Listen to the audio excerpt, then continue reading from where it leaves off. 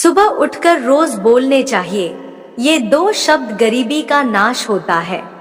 रोज सुबह उठकर बोलनी चाहिए ये 2 शब्द। ये 2 शब्द समस्त दुख, कष्ट और पापों का नाश करने वाले होते हैं। इस विषय में एक प्राचीन कथा है जिसका वर्णन आज हम आपको सुनाने जा रहे हैं। इसीलिए इस कथा को आप बड़े ही ध्यान से सुने। बहुत सालों पहले की बात है। देव ऋषि नारद नारायण का जाप करते हुए भगवान विष्णु के दर्शन करने के लिए बैकुंठ धाम में पहुंचते हैं, परंतु वहां पर उन्हें भगवान विष्णु के दर्शन नहीं होते हैं, किंतु वहां पर उन्हें माता लक्ष्मी के दर्शन होते हैं। तब देव ऋषि नारद माता लक्ष्मी को प्रणाम करते हैं और माता लक्ष्मी भी देव ऋषि नारद का स्वागत सत्कार करते हैं। का बैकुंठ धाम में आने का कारण पूछती है। तब देव ऋषि नारद कहते हैं, हे माता, मैं आज भगवान विष्णु के दर्शन करने के लिए ही आया हूँ, किंतु मेरा यह दुर्भाग्य ही है जो कि मुझे सृष्टि के पालनहार श्री हरि भगवान विष्णु के दर्शन नहीं हो पा रहे हैं। आखिर मैंने यह ऐसा कौन सा अपराध किया है जिससे कि मुझे मेरे भगवान के दर्शन नहीं हो पा रहे हैं? क्योंकि जब तक मुझे मेरे भगवान के दर्शन नहीं होते हैं तब तक मेरा कोई भी कार्य सिद्ध नहीं होता है। मुझे ऐसा कोई उपाय बताइए कि जिससे कि मुझे प्रभु के दर्शन हो जाएं। आखिर मैं ऐसा कौन सा कार्य करूं जिससे कि मुझे श्री हरि के दर्शन हो जाएं? तब माता लक्ष्मी कहती है, हे देव ऋषि नारद, आप व्यर्थ ही ऐसा सोच रहे हैं। आपने कोई ऐसा अपराध नहीं किया है। भगवान श्री हरि के भक्तों के लिए तो उनके दर्शन कतई भी दुर्लभ नहीं है और आप तो प्रभु के परम भक्त हैं। आपको तो ऐसा सोचना भी शोभा नहीं देता है। किंतु इस विषय में मैं तुम्हें एक प्राचीन इतिहास सुनाती हूँ। महाराजा जनक से जुड़ी यह कथा है जिसका कि मैं तुम्हें यह वर्णन करती हूँ।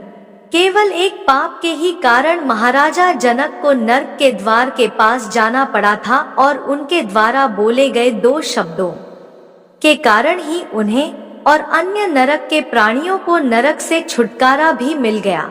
हे देव ऋषि नारद, केवल सुबह ही इन 2 शब्दों का उच्चारण करने मात्र से ही समस्त दोष पाप समाप्त होते हैं।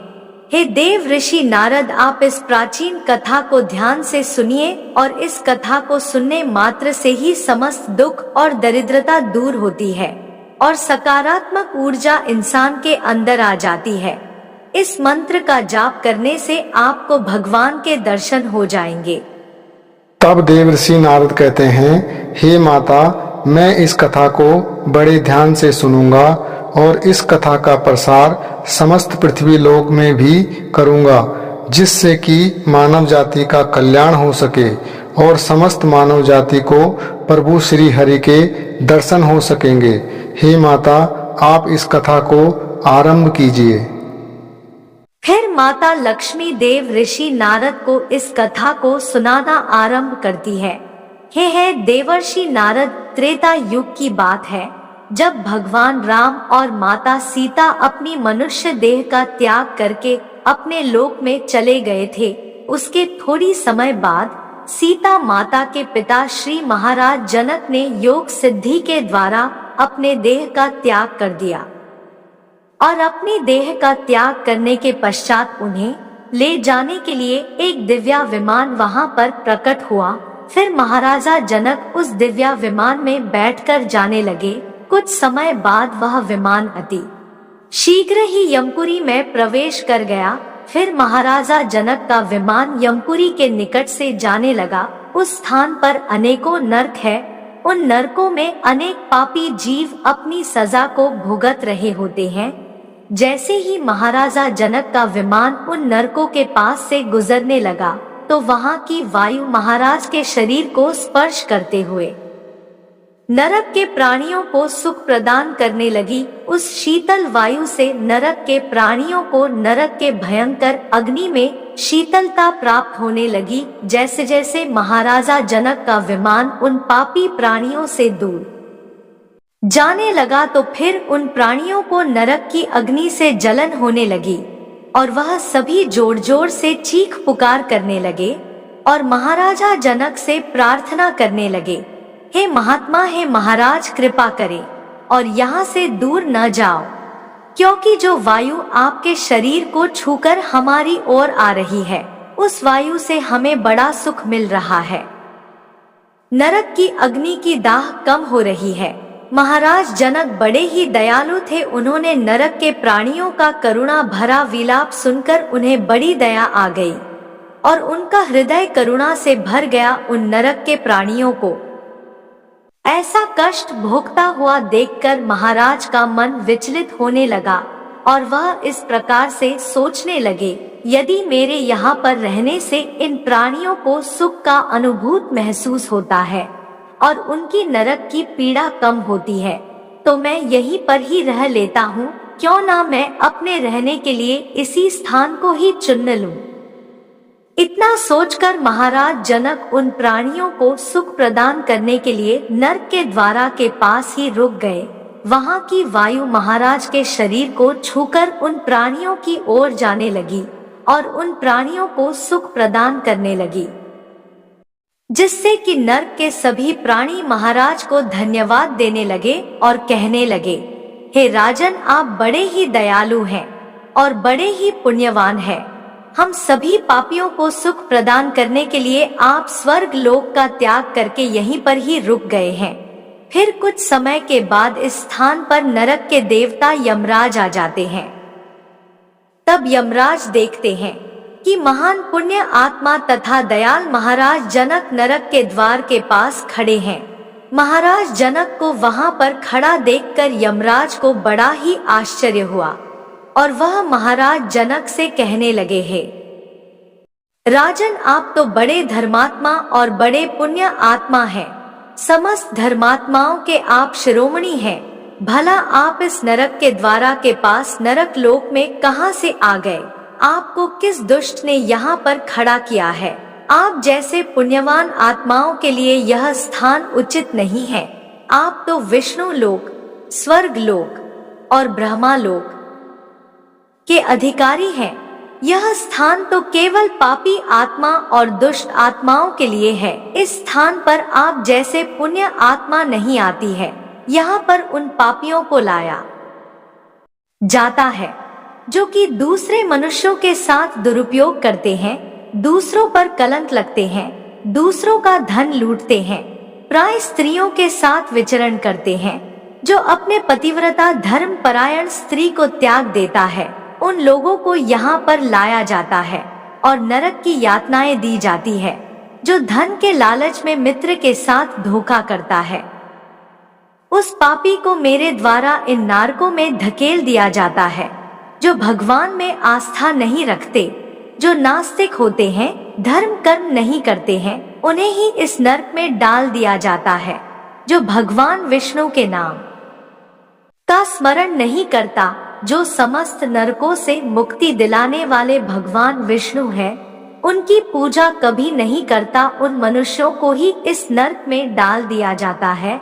बड़े बड़े पाप करने वाले प्राणियों को दूध घसीट कर इस नरक में डालकर भयंकर दंड देते हैं। इसीलिए हे राजन, मैं कहता हूँ कि आप इस स्थान से चले जाइए। आपके जैसे भक्तों को इस स्थान पर एक पल भी ठहरना नहीं चाहिए। आप विमान में बैठकर बैकुंठ लोक को समस्त सुखों का आनंद लीजिए।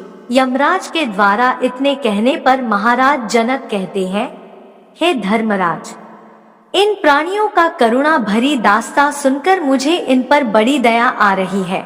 मेरे शरीर से स्पर्श करके जो वायु इनकी ओर जा रही है, वह वायु इन्हें सुख प्रदान कर रही है। इसीलिए मैं इन प्राणियों को ऐसे दुख में छोड़कर नहीं जा सकता। यदि आप नरक में पड़े हुए इन प्राणियों को छोड़ दें तो मैं यहाँ से चला जाऊंगा। फिर यमराज कहते हैं, हे राजन, देखिए आपके सामने जो पापी यहाँ खड़ा है, कुछ नहीं अपने मित्र की पत्नी के साथ अत्याचार किया है, जो इसे अपना भाई मानती थी। इसीलिए मैंने इसे 1500 वर्ष तक के लिए इस नरक में डाल दिया है।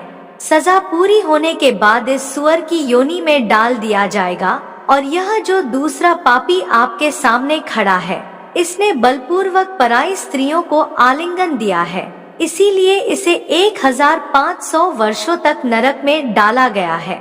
और उसके बाद यह जो तीसरा पापी खड़ा है बड़ा ही नीच है, इसने दूसरों का धन चुराया है, इसीलिए इसके दोनों हाथ काटकर इस नरक में पकाया जा रहा है। और यह जो चौथा पापी है, इसने अपने द्वार पर आए हुए किसी भी अतिथि का कभी भी आदर सत्कार तथा सम्मान नहीं किया है और सदा ही उनका अपमान ही किया है, इसीलिए इस अंधकार से भरे तमिल प्रणाम के नरक में डाल दिया गया है।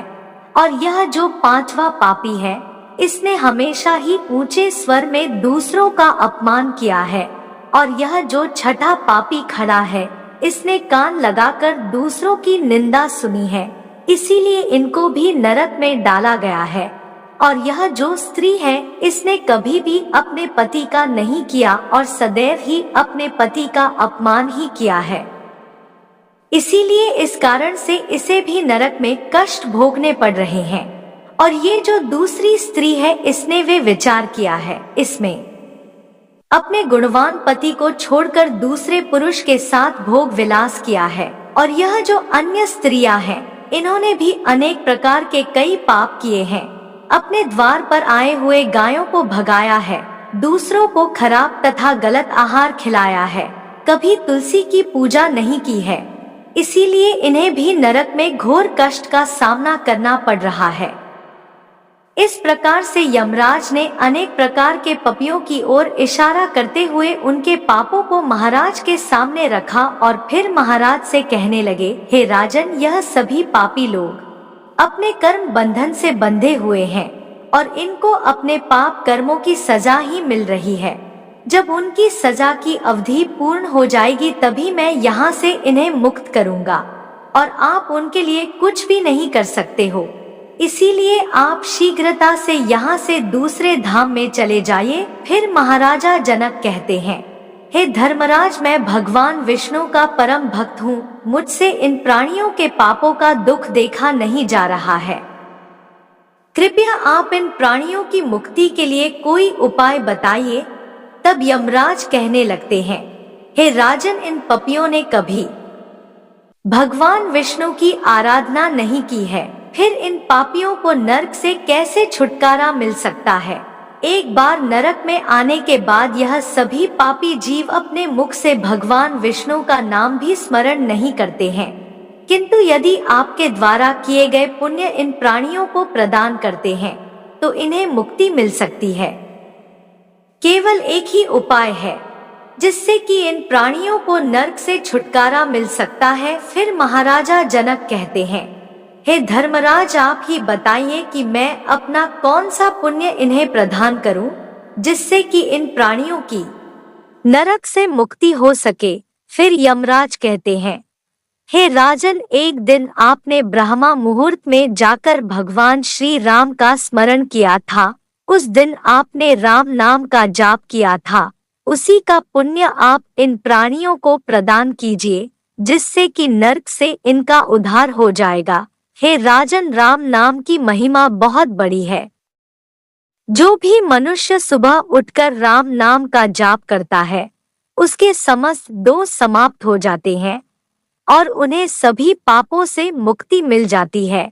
राम नाम का जाप करने मात्र से ही समस्त सुखों का फल प्राप्त होता है। फिर महाराज जनक ने अपने पूरे जीवन किए हुए राम नाम का जाप का पुण्य नरक में यातना भोग रहे उन प्राणियों को दे दिया, जिससे कि नरक के समस्त पापी जन तुरंत ही उस स्थान से मुक्त हो गए और दिव्या शरीर धारण करके दूसरे धर्मों को जाते हुए महाराज से कहने लगे, हे राजन, आपकी कृपा से हम सभी पापी जनों को इस नरक से छुटकारा मिल गया। अब हम परमधाम को जा रहे हैं। आपका कोटि कोटि धन्यवाद। उन नरक के प्राणियों को दिव्या शरीर धारण करके मुक्ति प्राप्त करता हुआ देखकर महाराज जनक को बड़ा ही अच्छा महसूस हुआ। वे नरक के जीव महाराज जनक की प्रशंसा करते हुए स्वर्ग लोक को चले गए।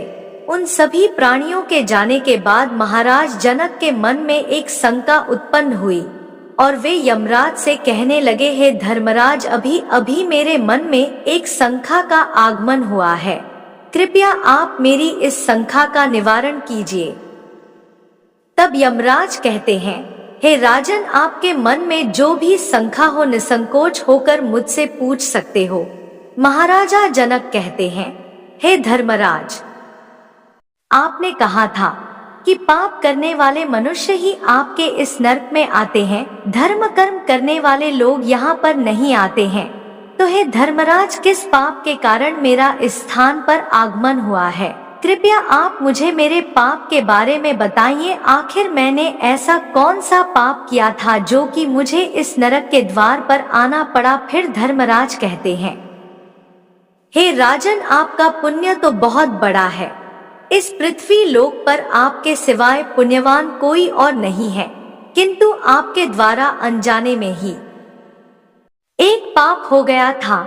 इस पाप के कारण आपको इस नरक के द्वार के दर्शन करने पड़े हैं।